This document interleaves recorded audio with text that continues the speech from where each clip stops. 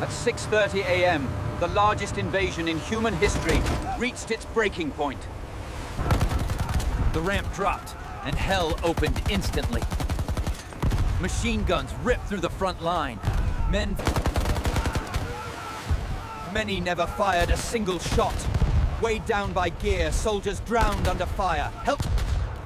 Those who survived the water found no safety, pinned behind steel obstacles and shallow sand ridges. Then, something unexpected happened. Small groups stood up. No orders. With no plan left to follow, small groups formed on instinct. Strangers became brothers in seconds. German bunkers dominated the cliffs above. Every movement was punished instantly. The beach offered no mercy, only exposure. Reaching the shingle embankment felt like victory, but it was only a pause. Men lay exhausted, bleeding and shaken. Somewhere along the beach, soldiers began climbing. No ladders, no cover, just raw determination pulling them up sheer cliffs under fire. At the top, grenades spoke louder than orders. One bunker at a time, the noise from above began to fade. Captured positions were turned against their former owners. German guns now fired inland, clearing paths that moments ago were death traps. For the first time since landing, the beach began to breathe. The killing slowed. Reinforcements could finally move forward.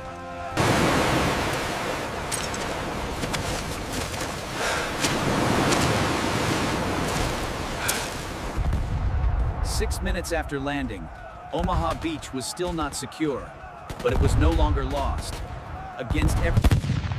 Beyond the beach lay hedgerows, towns, and years of fighting.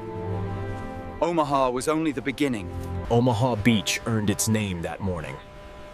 Not because men conquered hell, but because they endured it.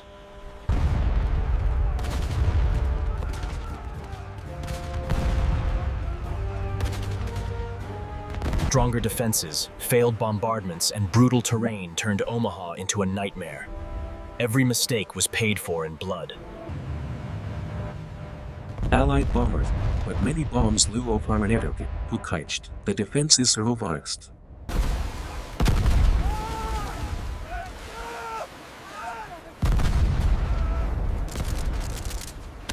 Fear spread faster than bullets, yet so did courage. One man standing up often meant 10 more followed. With officers gone, leadership emerged from the ranks. Privates and sergeants made choices that shaped history. With officers gone, leadership emerged from the ranks. Privates and sergeants made choices that shaped history. The defenders had expected an easy slaughter. Instead, Americans appeared behind their bunkers. The shock shattered German resistance. By early afternoon, key positions above Omaha were secured. The impossible had happened, but at staggering cost. In just hours, thousands were killed or wounded. Omaha Beach became the deadliest stretch of sand on D-Day. Acts of heroism would be recognized years later. That day, survival was the only reward that mattered. That first hour decided everything. Not by strategy, but by human endurance under impossible pressure. If Omaha had failed, the invasion might have stalled or collapsed. The course of the war... Omaha was never about glory. It was about cost and the willingness to pay it.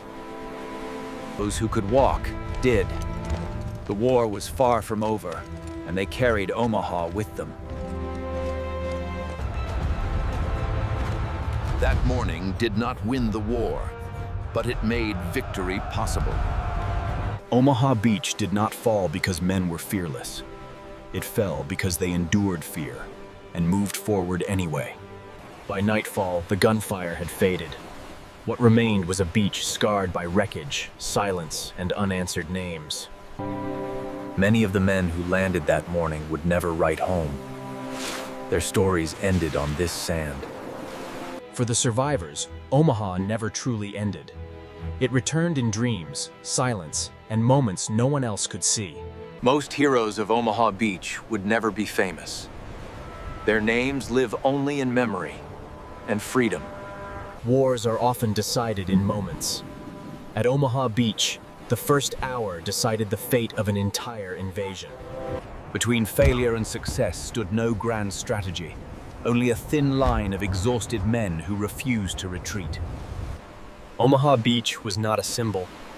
It was a place where thousands paid the highest price in a single morning. Had the line broken, history might remember D-Day as a failure. That outcome was closer than most realize. The men of Omaha were not fearless. They endured fear, and that endurance changed the world. The freedoms that followed were not free. They were paid for on beaches like this.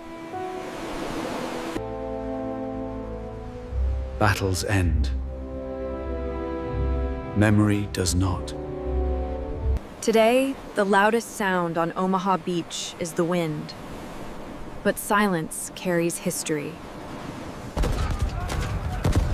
That first hour remains one of the most violent 60 minutes in modern history.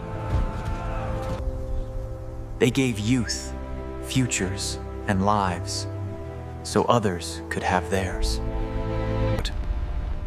What began as hell became history, written by those who endured the impossible. Lines on maps moved forward, but each inch carried lives behind it. Courage did not look heroic. It looked like shaking hands that kept moving. They were not legends when they arrived, just ordinary men facing something extraordinary. By the end of that hour, they became part of history, whether they lived to see it or not. They did not know the future, but they defended it anyway. Memory carries weight, and Omaha carries much of it.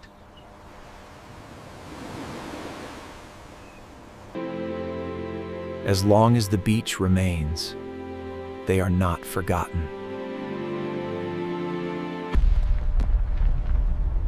Hell faded. Memory remained.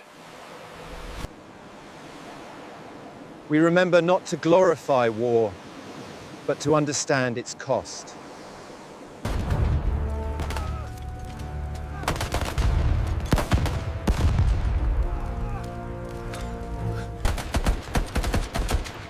From the cliffs, machine guns still spoke.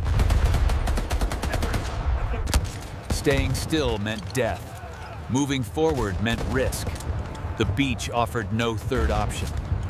Some advanced on hands and knees, pressing bodies into sand already soaked red. Behind the rocks, men collapsed, not safe, just not dead yet.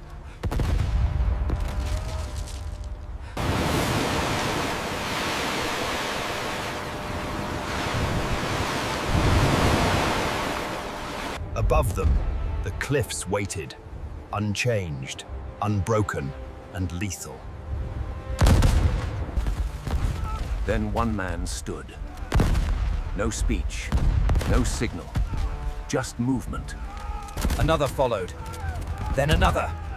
Fear cracked, and momentum replaced it. Grenades flew upward toward the guns that had ruled the beach for hours. The climb began, slow, exposed, and merciless. At the top, the fight became intimate. No distance, no cover, only survival. One bunker fell, then another. The fire from above began to die. For the first time, the beach stopped killing men faster than they arrived.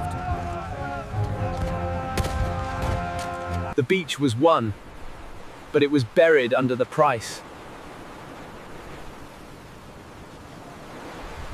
There was no cheering, only breathing, heavy, shaken, alive. Against expectation, Omaha held.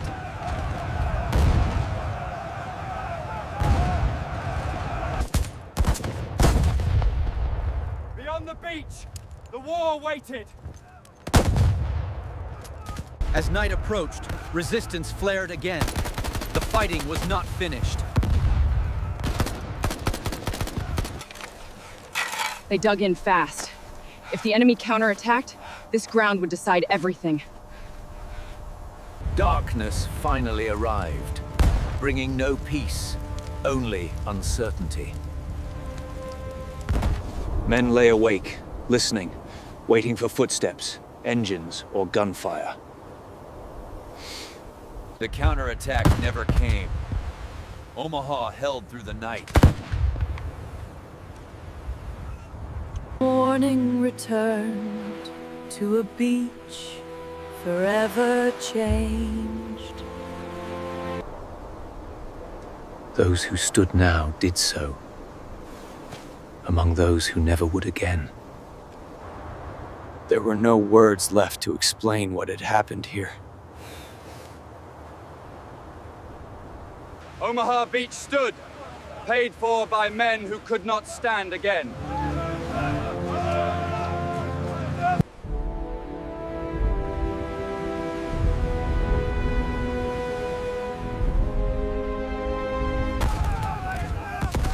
By mid-morning, leadership on the beach had collapsed. Many officers were dead or wounded. What remained